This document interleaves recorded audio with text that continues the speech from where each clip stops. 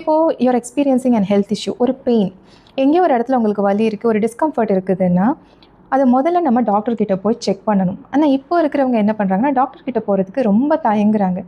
முதல்ல இது என்னன்னு பார்க்கலாம், பெயினோடவே சஸ்டெயின் பண்ண ஆரம்பிக்கிறாங்க. ரொம்ப நாள் அதை விட்டுடுறதுனால, ரொம்ப நாள் அது ஒரு கிளினிக்கல் மானிட்டரிங்க்கு ஆளாகாததுனால அந்த பெயின் உடம்புக்குள்ளே இருக்குது. அண்ட் ஒரு கட்டத்தில் சுற்றி இருக்கிறவங்க எல்லாரையும் ப்ளேம் பண்ண ஆரம்பிச்சிடுறாங்க. நான் எந்த மாதிரி ஒரு பெயினோடவே நான் வாழ்ந்துட்டுருக்கேன் தெரியுமா? இதை யாருமே புரிஞ்சுக்க மாட்டேங்கிறாங்க, என்னை யாருமே அனுசரிச்சுக்க மாட்டேங்கிறாங்க. No one knows what I am going through. இந்த மாதிரி வேலிடேட் பண்ண ஆரம்பிச்சிருவோம். இது என்ன ஆகுதுன்னா, நம்ம சிம்பத்தி சீக் பண்ணுற மாதிரியும் ஒரு எமோஷனல் வேலிடேஷனுக்காக வந்து நிற்கிற மாதிரியும் ஒரு சூழலை தான் உருவாக்கும். இந்த இடத்துல நம்மளே நம்மளோட ஹெல்த் இஷ்யூவை இக்னோர் பண்ணுறது தான் நிதர்சனமான உண்மையாக இருக்கும். இப்படி டாக்டர் விசிட்ஸை அலட்சியப்படுத்துறதோ இல்லை ரெண்டாம் தரப்படுத்துறதோ வேறு. இன்னொரு பக்கம் ஒரு மக்கள் இருக்கிறாங்க, அந்த மக்கள் ஏஐ கிட்டேயோ கூகுள் கிட்டேயோ நேரடியாக போய் எனக்கு இந்த இடத்துல வலிக்குது, என்னவா இருக்கும்னு கேள்வி கேட்பாங்க. நேற்று காலையில் நான் தலை குளித்தேன், அப்போலேருந்து இப்போ வரைக்கும் எனக்கு ஒரு சைட் காது கேட்க மாட்டேங்குது, மந்தமாக இருக்குது, என்னவா இருக்கும்? இப்படி நான் ஏஐ கிட்ட கேட்குறேன்னு வச்சுக்கோங்க. ஐயோ கரெக்ட், குளிக்கும்போது காதில் தண்ணி போயிருந்தால் மந்தமாக தான் இருக்கும், you will be fine in another 2-3 டேஸ்ன்னு சொல்லும்.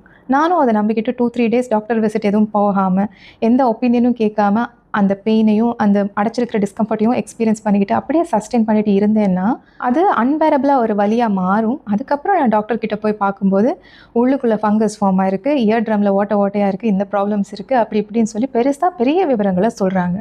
அப்போ சிம்பிளாக இனிஷியலாக நான் போயிருந்தால் என்னோடய நிலைமை வேறு. அதுவே 2-3 நாள் கழித்து நான் ஆற போட்டு அந்த விஷயத்தை இன்னும் பூதாகரமாக்கி கொண்டு போய் கொடுக்கும்போது எனக்கான இன்டர்பிரிட்டேஷன் வேறு. உங்களோட ஹெல்த்தில் ஏதோ ஒரு விஷயம் அப்நார்மலாக இருக்குங்கும்போது ஒரு யூகத்துக்கு வராமல் உங்களை சமாதானப்படுத்தக்கூடிய ஸ்டேட்மெண்ட்ஸை தேடாமல் ஒரு தடவை எக்ஸ்கியூஸ் சொல்லாமல் டாக்டரை போய் பார்க்குறதுங்கிறது தான் எப்போவுமே அட்வைசபிள். எல்லாருமே தொட்டதுக்கெல்லாம் டாக்டர் கிட்ட போக மாட்டாங்க. உங்களோட அப்நார்மல் கண்டிஷன்ஸ், மேபி ஃபீவர், தலைவலி, இந்த மாதிரியான விஷயங்களை 1 or 2 days அப்சர்வ் பண்ணி பார்த்துட்டு டாக்டர் கிட்ட போகிறது ஃபைன். பட் டாக்டர் கிட்ட போங்க. மாறாக நம்மளை ஜட்ஜ் பண்ணாத, நமக்கு எப்போவுமே கம்ஃபர்டிங்கான ரெஸ்பான்சஸ் கொடுக்கக்கூடிய ஏஐயை நம்பாதீங்க.